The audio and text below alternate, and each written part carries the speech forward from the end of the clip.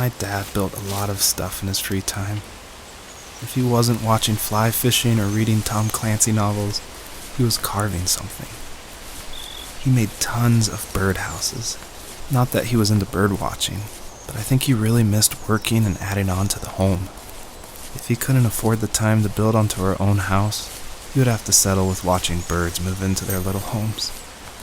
We kept an old mattress in the bed of that ugly yellow truck, so we would drive it deep into the woods and then watch the birds fly into their houses while the sun set. Usually it was accompanied by venison jerky or a cold Coke, but not a lot of talking, which is how we both liked it.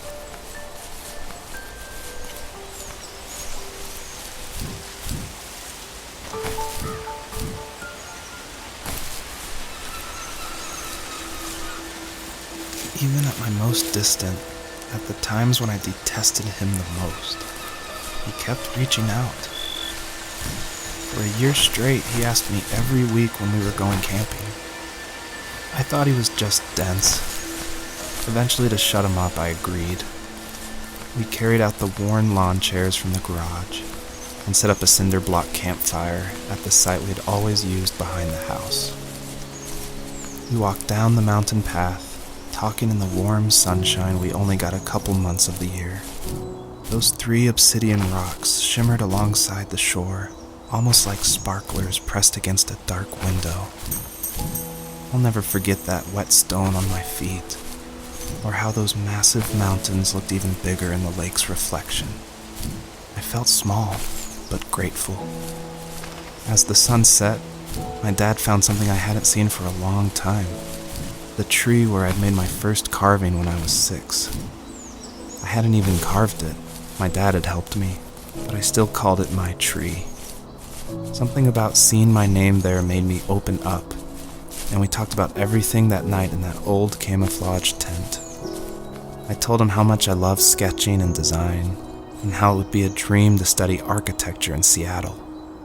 I told him how I didn't get along with my friends much anymore, but that I didn't mind being alone. He told me he was there for me, and he joked that if all he had to do was write my name on a tree to finally get me to talk, he would have left me carved logs with novels on them in front of my room every morning. I don't know why it took me that long to realize it, but it was then I knew how much he had sacrificed for me.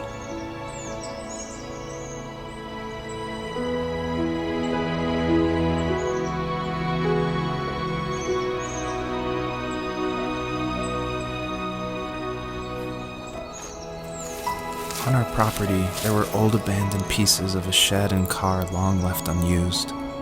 I used to ask him all the time who those people were that left all this junk, and I'm sure he got so tired of hearing it that he made up some elaborate stories how a brown bear ate them and haunted the woods afterwards. What's funny is I think it made those people seem more real. Growing up thinking they were still hanging out like they couldn't say goodbye. I used to tell my friends how I could swear I saw spirits move near the water, and that always freaked them out. I guess it didn't bother me, because the way I saw it, they were normal people with old cars and sheds, just trying to figure out how to survive and be happy in the middle of nowhere. It was a cool thought that they didn't want to leave, but I was a weird kid. Well, you had good company since those ghosts like living in a place where they were brutally devoured.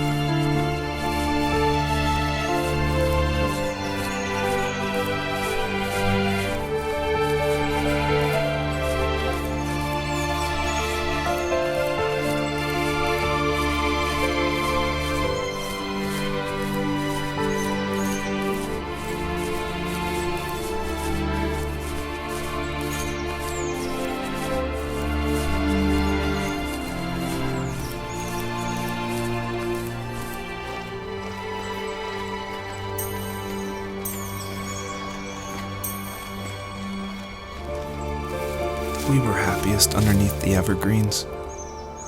We decided it was time to finally map out the hundreds of acres we lived on just to pass the time during the summer. He was only free in the evenings, so I would spend the day wasting time on dial-up internet and sketching, and then we would rush into the woods, pen and map in hand, before evening fell. Sometimes, the aurora borealis would cast a cold green glow on the mountainside, and we would finish our route underneath a twilight sky. Sometimes I was lonely during those summer days, but there was comfort in the routine.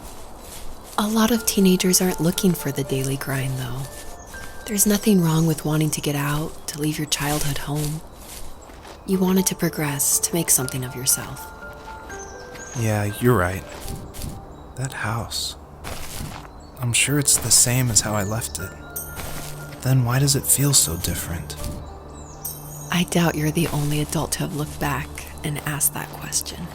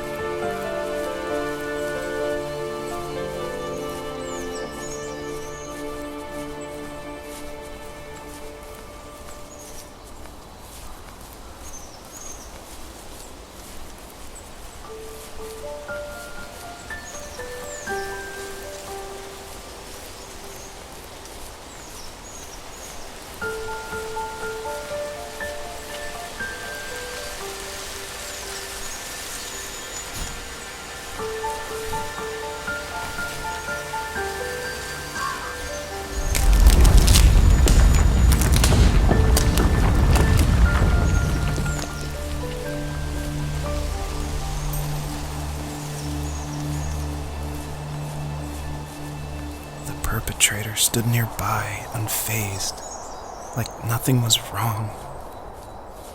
My dad is dead, and he's never coming back, Rachel. I can tell you these stories, but I can never reminisce with him again.